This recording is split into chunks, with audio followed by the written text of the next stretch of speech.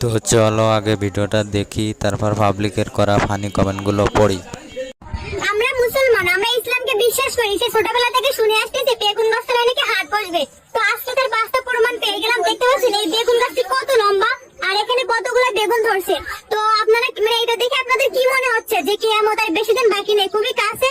তো আপনারা সবাই নামাজ কালাম পড়বেন আর দোয়া করবেন। তো দেখেন বেগুন গাছটা এত পরিমাণ লম্বা, আমি মনে করেন যে মানে এর উপর দাঁড়ায় আছে, তাও আমি ধরতে পারছি না। তো অনেকগুলো বেগুন হয়েছে। তো আপনারা এটা দেখে কিছু শিখলে অবশ্যই কমেন্টে বলে যাবেন। तो चलिए शुरू करते हैं। কেয়ামত তো একটু দেরি করে হতো, কিন্তু তোর কারণে শুধুমাত্র কাল পরশু আসবে।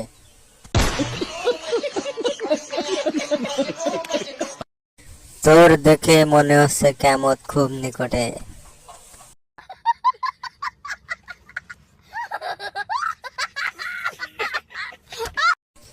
তাহলে তুই কি বাল ছিড়ছিস এখানে?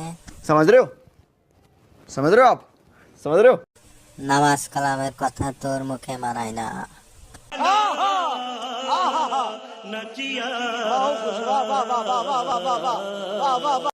আমরা শিখছি তুই এখন এই জায়গাতে বেগুন নিয়ে তোর জ্বালামিটা।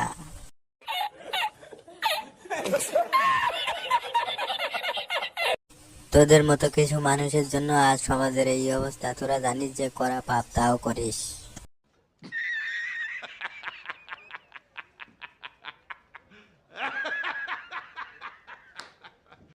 তুই যদি ইসলাম বিশ্বাস করিস তাহলে ফেসবুকে ফেস দেখায় ভিডিও করিস কেন? লজ্জা করে না তোর এই কথা বলতে?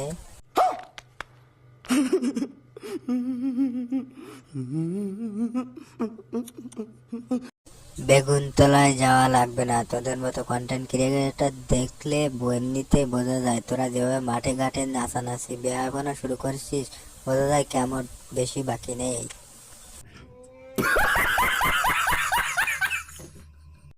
টেলিস আমাদের বউ। फिर से आ गए रे बाबा, इधर जहर खाने का पैसा नहीं है, तू जा रे जा। নামাজ তুই আগে পড়, টিকটক করে বেড়াস আবার লোকের জ্ঞান দিয়ে বেড়াচ্ছিস। अभी मजा आएगा। এটা সত্যি কথা, হাদিসের কথা বাদ। তোরা পরিবর্তন হও, 2 টাকার জন্য কামাই করে খাও, কাফল ভোলাক না করে, বুঝছো? समझ रहे हो समझ रहे हो आप। ওখান থেকে একটা বেগুন নিয়ে তুই বাসায় আন, রাতে ঢোকাবি তুই।